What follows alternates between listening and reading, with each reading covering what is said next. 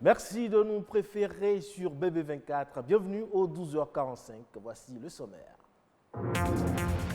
Ce 27 septembre, les Nations Unies célèbrent la Journée mondiale du tourisme, une édition qui met en avant le rôle incomparable du tourisme pour offrir des débouchés en dehors des grandes villes et pour préserver le patrimoine culturel et naturel.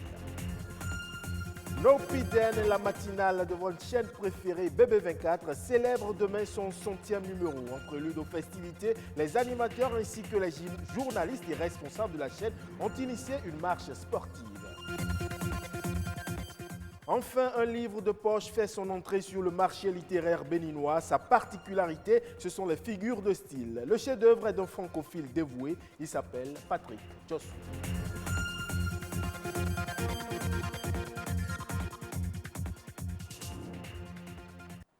Je le disais, ce 27 septembre, la préservation du patrimoine culturel et naturel en dehors des grandes agglomérations est au cœur du mouvement international en faveur du tourisme.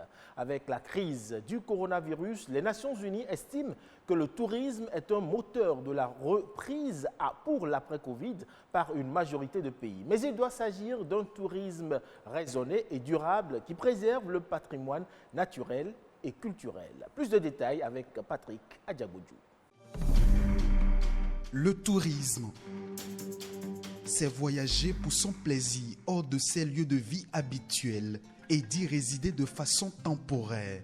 Le tourisme est aussi un secteur économique qui comprend en plus de l'hôtellerie, l'ensemble des activités liées à la satisfaction et au déplacement des touristes d'un pays à un autre.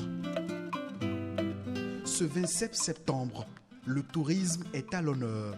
Le monde entier le célèbre. Vous vous en doutez peut-être, le tourisme est un puissant vecteur de croissance économique et de création d'emplois à travers le monde entier. Le secteur touristique représente directement et indirectement 8,8% des emplois dans le monde, 9,1% du PIB mondial, 5,8% des exportations mondiales et 4,5% des investissements mondiaux.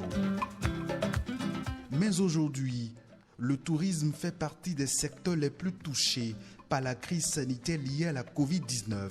Aucun pays n'est épargné. Les restrictions sur les voyages et une baisse soudaine de la demande des consommateurs ont entraîné une chute drastique du tourisme international, avec 90% des sites du patrimoine mondial fermés en raison de la pandémie. Le patrimoine culturel de l'humanité entière est désormais en danger dans toutes les régions du monde. Au Bénin, le tourisme bénéficie d'un important potentiel naturel et culturel. Il constitue la deuxième source nationale de rentrée de devises et le troisième employeur du pays, après l'agriculture et le commerce. Depuis 2016, le Bénin affiche sa ferme ambition de faire du tourisme un pilier de développement, créateur de richesses et d'emplois. On parle par exemple de la révolution du parc national de la Pendjari, de la cité lacustre de Ganvié, des divers projets touristiques et muséaux culturels dont le complexe hôtelier de la Marina, près de la porte du Norotu, à Djegbadji, à Ouida.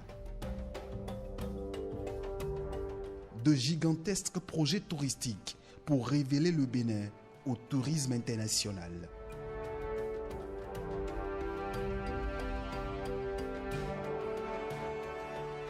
Et puis, dans le même registre, mais cette fois-ci aux Comores, l'Office national du tourisme a organisé du 24 au 27 septembre la Semaine du tourisme durable. Un événement qui vise à promouvoir les acteurs du tourisme et leur faire comprendre que les premiers touristes sont les locaux, surtout avec cette période difficile marquée par le coronavirus qui a touché tous les secteurs d'activité. Les détails avec nos confrères de la télévision comorienne.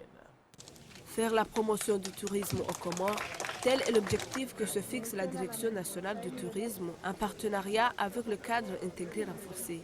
Les responsables ont organisé ces activités de la semaine du tourisme durable pour faire valoir le savoir-faire comorien à travers ces objets artisanaux exposés sur les stands. Nous incitons nos citoyens de venir découvrir notre pays, plus précisément le nord de la Grande Comore, pour qu'on puisse donner de l'élan ou pour mettre en évidence aussi le tourisme au niveau national.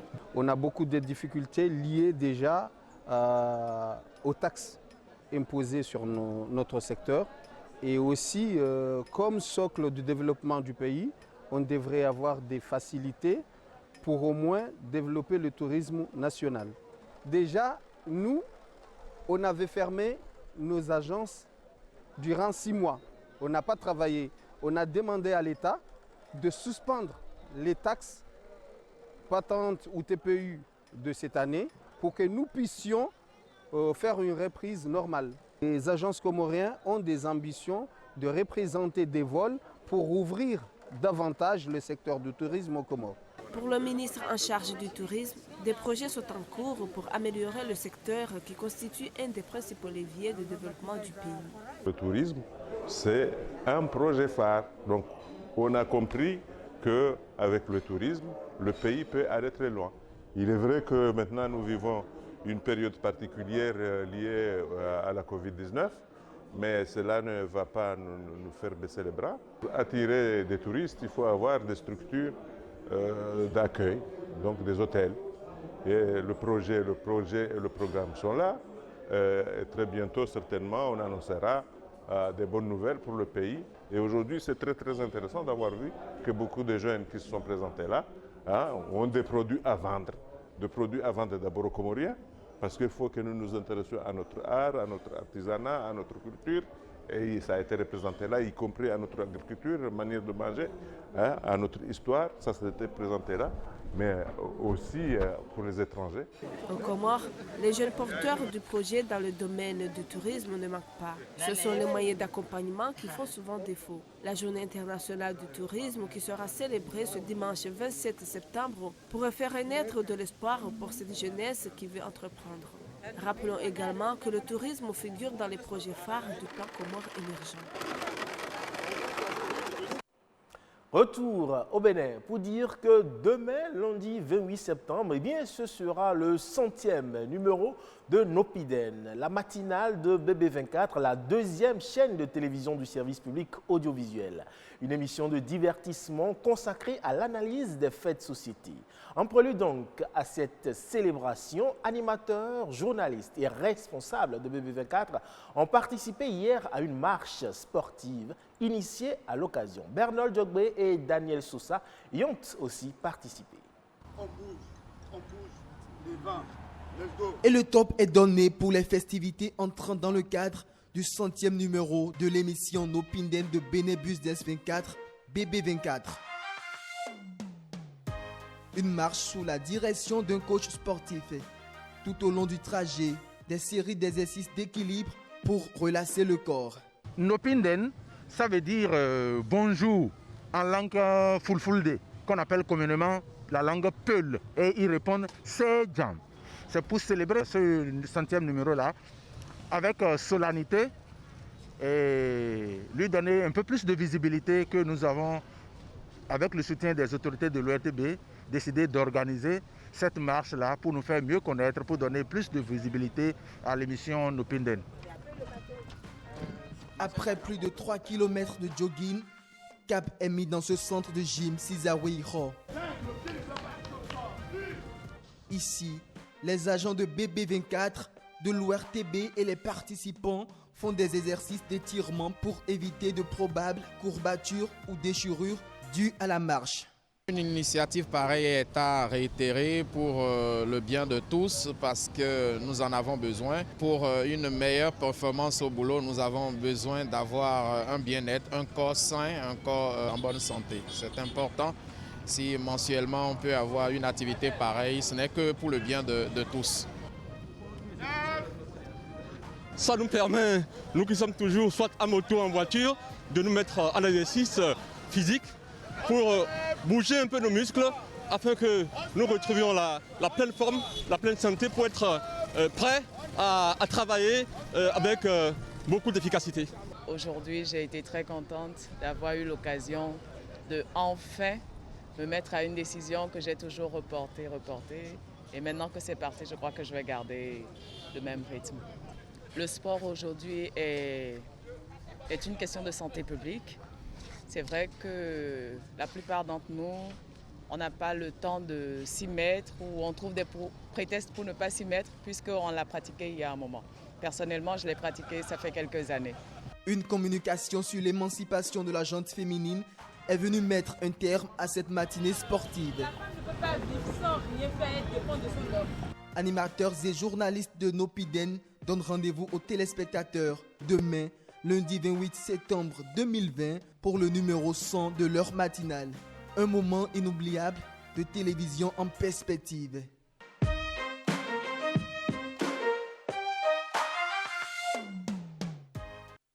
Et voilà, le rendez-vous est donc pris pour demain matin. Figure de style au goût de stylo. C'est le titre d'un ouvrage lancé par Patrick Jossou, Le recueil se veut une prescription médicale pour soigner la syntaxe et l'éloquence dans la prise de parole. 105 pages et plus de 164 figures de style que Rodrigue Blondouin et Émile Azokota ont découvert pour nous. Les figures de style au goût du stylo. Le titre semble renvoyer le lecteur à une poésie, mais c'est un essai linguistique. Un essai qui pose à sa façon le diagnostic du mythe des figures de style. Le recueil est écrit en 105 pages et parle de 164 figures de style en français. Et pour mieux véhiculer son message, l'auteur a choisi un canal, un bouquin. Au goût, parce que chaque stylo qui écrit donne ce que chacun a de façon intrinsèque, ce que vous sentez. Comment vous sentez votre écrit. Parler de figure de style à tout le monde, c'est démontrer que lorsque vous utilisez le langage, vous communiquez votre être. Et quand vous améliorez cet être, ce langage, vous arrivez à bien communiquer.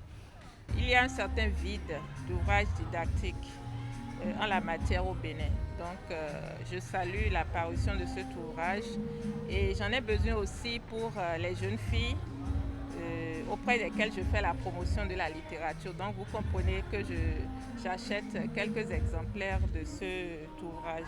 Cours d'histoire de la part d'un critique spécialiste des questions de culture littéraire. Au fil des pages, le bouquin veut ramener le goût de la lecture et l'utilisation des figures de style dans les lieux du savoir. Sur les 105 pages de l'ouvrage et à travers les 164 figures de style classées par ordre alphabétique et numérotées, eh bien, Patrick est en train, à mon sens, de rendre davantage service à tous les apprenants et en l'occurrence ses collègues, les professeurs de lettres de français et les étudiants de toutes les disciplines. Dans notre domaine d'exercice du métier de journaliste, qu'il a créé son genre journalistique, j'en veux pour preuve la manière dont il rime les événements qu'il vit dans ses écrits de reportage. Il sait cuisiner les allitérations, les assonances, il sait mettre les rythmes qu'il faut. Le manuel est une réponse conséquente aux soucis d'archives et présente des atouts didactiques pour un renforcement de capacités intellectuelles. Les grandes figures de style comme l'hyperbole, l'accumulation, l'oxymore et bien d'autres y sont actées avec la précision d'un homme qui n'aura rien perdu de sa fougue culturelle après plus de 20 ans de recherche. L'ouvrage est disponible dans toutes les librairies et on peut s'en procurer.